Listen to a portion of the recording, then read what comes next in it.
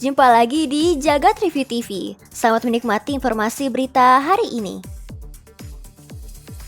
Mobil listrik dari brand lokal, yes, Polytron akhirnya turun ke jalan. Ini dia G3 dan G3 Plus, dua SUV listrik pertama dari brand lokal Indonesia. Tampil mewah, jok kulit premium, sistem audio HDR 8 speaker, dan khusus G3 Plus ada sunroofnya. Velgnya gede 19 inci buat G3 dan 20 inci buat G3 Plus. Pilihan warna ada midnight black dan grey. Dari sisi smart, mobil ini nyambung ke aplikasi Polytron jadi bisa pantau status kendaraan langsung dari HP. Ada 21 sensor ADAS level 2, bantu pengemudi tetap aman. Auto parking assist ada juga. Buat keamanan, semua seatnya udah dilengkapi dengan airbag, baik pengemudi maupun penumpang. Garansinya 5 tahun dan baterainya 8 tahun kalau beli putus. Ada juga opsi sewa baterai dengan harga 1 juta per bulan. Dan biaya operasionalnya hemat banget, cuma sekitar Rp800 per kilometer. Polytron G3 dibanderol dengan harga 419 juta, tapi kalau skema sewa baterai jadi 299 juta. Sedangkan G3 Plus dari 459 juta jadi 339 juta kalau pakai skema sewa baterai. Gimana menurut kalian? Keren nggak? Ya, Xiaomi tengah berupaya untuk menghadapi skenario terburuk sistem operasi tanpa layanan Google. Lewat HyperOS 3, mereka mulai menggabungin sistem yang benar-benar berdiri sendiri. Jadi, kalau nanti akses mereka ke layanan Google diblokir seperti Huawei, mereka sudah siap. Bahkan, HyperOS 3 katanya sudah masuk tahap pengujian dan mungkin rilis di akhir 2025 mendatang. Xiaomi kabarnya mengajak Oppo, Vivo, hingga OnePlus untuk mewujudkan rencana ini. Selain itu, kabarnya Huawei juga turut terlibat dalam proyek ini. Nah, apa HyperOS 3 memang bakal benar-benar bersih dari Google?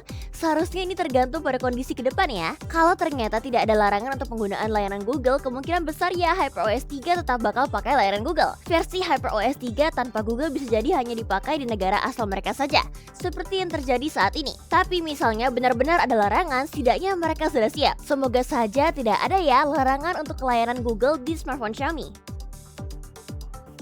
Ya, MediaTek siapkan chipset flagship baru Dimensity 9500 untuk akhir 2025 ini. Konfigurasi CPU-nya pakai all big core dengan 1 core super powerful Cortex X900 Travis, 3 core pertama tinggi Cortex X900 Alto, dan 4 core performa dari seri Cortex A700. Untuk GPU, chip ini pakai ARM Immortalis Drag yang mendukung ray tracing. Fabrikasi disebut 3 nanometer dari TSMC, menjanjikan efisiensi daya jauh lebih baik dibanding pendahulunya. Semua hal itu membuat prediksi skor Antutu 10-nya bisa tembus 4 juta. AI-nya juga nggak main-main dengan NPU sampai 100 TOPS, salah satu yang terkencang saat ini. Spesifikasi lainnya ada dukungan RAM LPDDR5X 10 GB per second, storage UFS 4.1, serta 16 MB L3 cache dan 10 MB CLC. Wah, kayaknya bakal kenceng banget ya. Kira-kira smartphone apa yang bakal pakai chipset ini?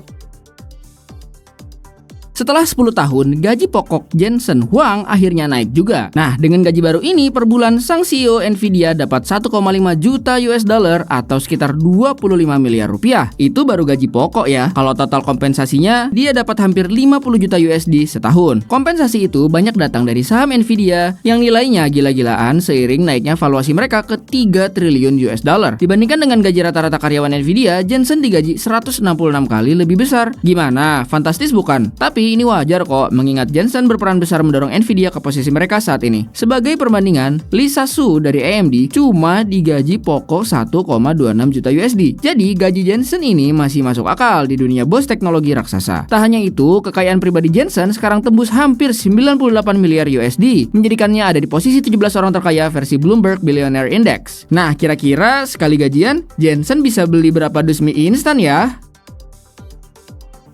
Galaxy Watch Classic bakal balik lagi.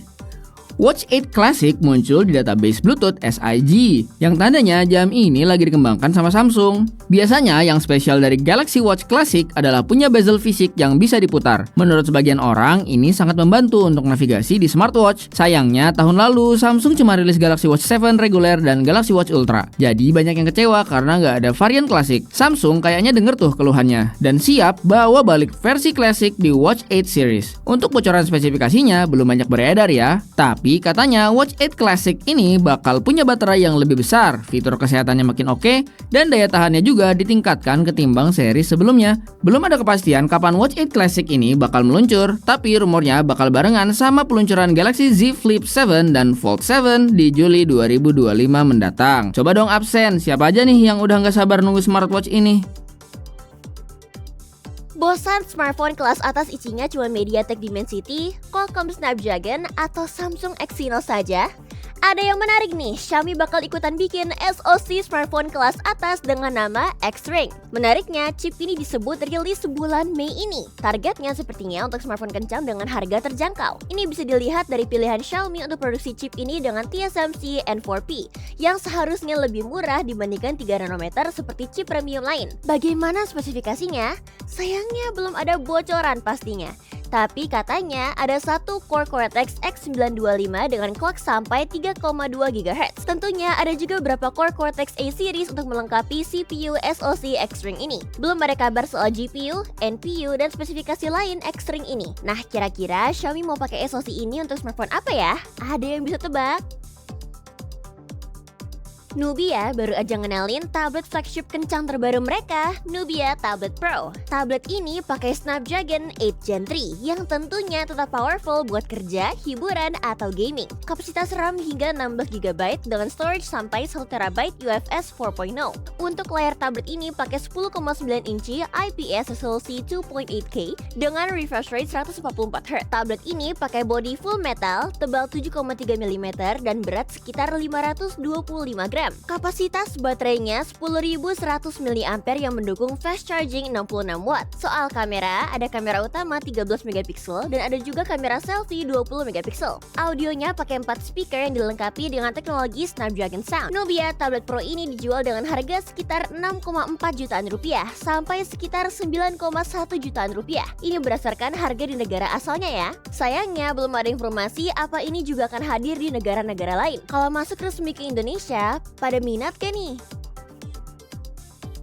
Main game berjam-jam tetap adem, nih solusinya Realme 14 5G baru aja rilis di Indonesia. Smartphone dengan Snapdragon 6 Gen 4 ini gak cuma nawarin performa buat gaming di kelas mid-range, tapi juga bawa sistem cooling yang aji banget dengan vapor chamber graphite seluas 60 cm persegi, terluas di kelasnya. Diklaim mampu menyebarkan suhu secara efektif, main game berjam-jam jadi tetap adem dan gak throttling. Realme 14 juga bawa layar AMOLED 120Hz sama baterai jumbo 6000 mAh, jadi makin mantep deh. Dibekali kamera utama 50 megapiksel, dual speaker, dan udah rating IP68, IP69. Realme 14 5G dijual seharga 4.199.000 dengan RAM 8GB dan storage 256GB.